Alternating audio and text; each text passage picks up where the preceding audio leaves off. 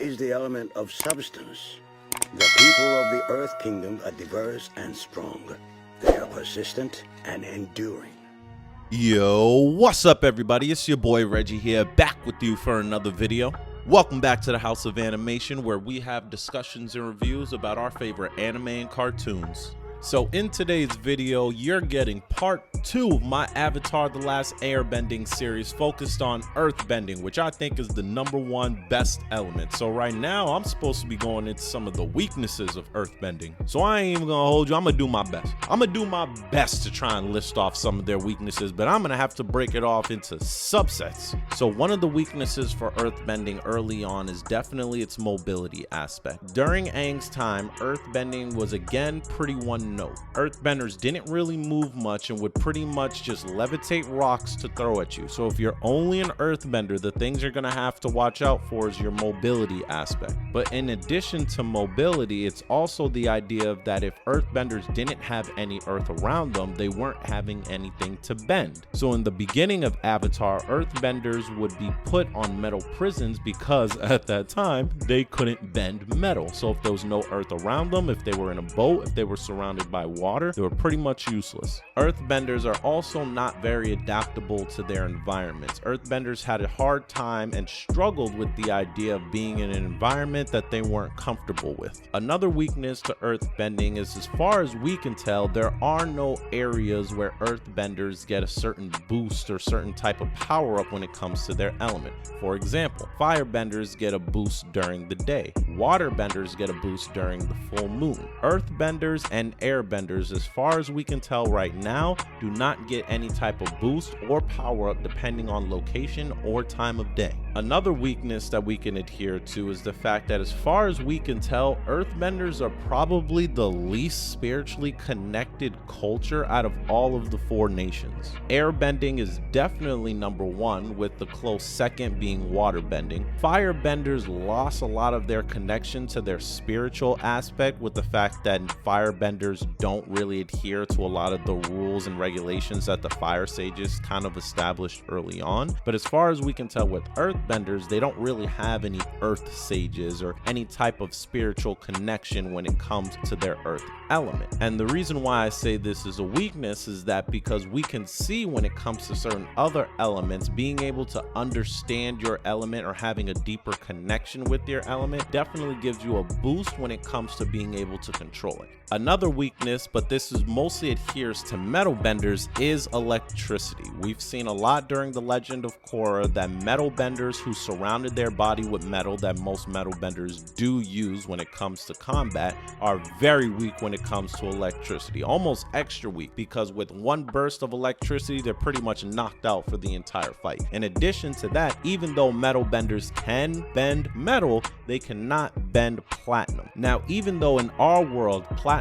is an extremely rare element and it's not something where you can make entire metal suits out of platinum where you can use for combat, but at least in the Avatar world, we have seen plenty of suits made of platinum, which gave earthbenders a lot of trouble because that's something that they weren't able to bend. So platinum or platinum suits is definitely a weakness when it comes to metal benders because they can't bend it. So I'm just going to have to assume that there is an abundant amount of platinum when it comes into the Avatar world, because there's multiple suits of platinum within this universe. But now we have to face the elephant in the room. A lot of you guys gave me a lot of flack for my video of part 3 when it came to waterbending, because I said bloodbending, as powerful as it is, I don't think is enough to make waterbending #1 over earthbending.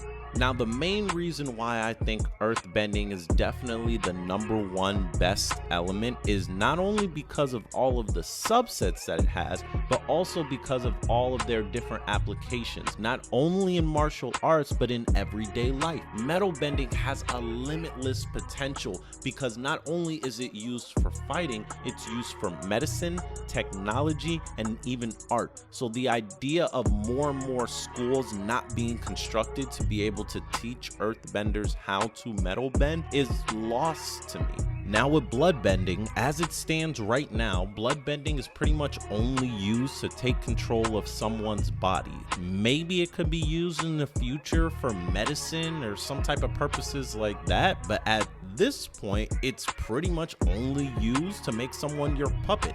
And at this point, it's still illegal. But with more metal benders in society, that can only mean more progress for the Avatar world. So what I'm saying with earthbending is, as an earthbender, there are so many different ways that you could use your element or use your art to progress society forward. More and more schools would be optimal to be created so that you can help advance society. And if there are no more subsets of earthbending, it is still top tier best element. But just to give you guys a little bit of a caveat on how earthbending could be so dangerous, just as dangerous as bloodbending, we could even talk about something that's been in the secret texts of the Avatar world. We could talk about bone bending. Yeah, that's right. I said it. Earthbenders may be able to bone bend in the future, so they can do the exact same thing of taking control of someone's body just like bloodbenders. For one, let's not take for granted that there is iron in blood and also calcium in bone. Calcium is a naturally growing rock that happens to be around in the world and is something that should be available for earthbenders to bend.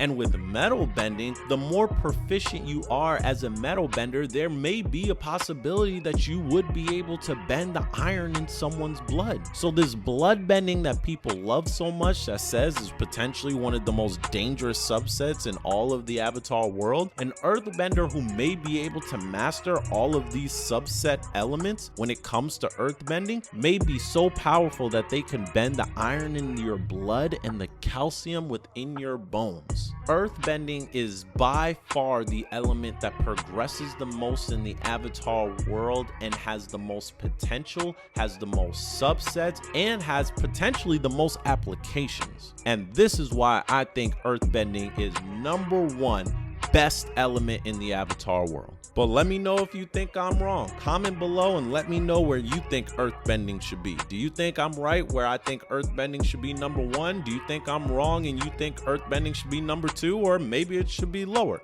Comment below and let me know. But with that, I got nothing left for this video. So, peace.